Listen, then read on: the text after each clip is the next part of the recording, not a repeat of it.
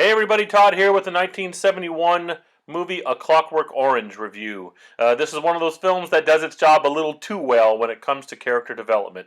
It's a personal thing, I admit it, but personal or not, my view in a nutshell about the central premise of the plot is screw Alex. I know it's supposed to be, oh, boo-hoo, Alex is a victim, he was used and abused by the government for the sake of psychological political program. I know I'm supposed to get the message that free will should not be infringed. Reform means nothing unless it's self-reform, done with the conscious consent of the reformed.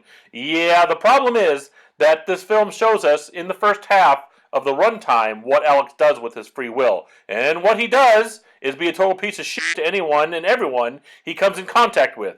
He treats his parents like crap. He leads his band of droogs into violent encounter after violent encounter. He steals. He leads gang rapes. He murders. So, when the second half of the film rolls around, yes, sorry, the we should feel bad because he's a victim feeling just never kicks in for me. After watching him help gang rape a woman as her husband is forced to watch, after watching him kill an old lady, I have no to give that he was targeted for an experiment in psychological reform. So, in this case, for my own opinion anyway, it just seems that the message was lost due to the fact that our central character was established as such a dirtbag. Acting-wise, I give top marks to Malcolm McDowell. He absolutely carries this role. Most of the supporting cast, they're not bad, but then none of them really shine at all. So Malcolm McDowell really pretty much owns the screen time. Wendy Carlos and Erica Eigen created an electronic synthesizer music score. It's kind of typical of the films of the 1970s, especially sci-fi films. It fit the movie pretty well. The special effects I consider pretty good, though for what is considered a science fiction film, they are pretty minimalist. They're effective, though. They portray this future society thing.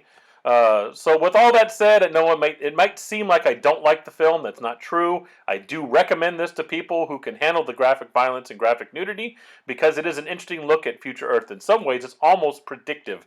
As far as the direction society ended up going, it didn't predict the massive influence that the internet would have on the first world society, but it did predict pretty accurately the future problem of violent gangs and gang warfare, a subculture of violent groups moving throughout and victimizing a society that seems too distracted by pop culture and petty politics to admit it is a problem and do anything about it until crackpot drastic measures are devised.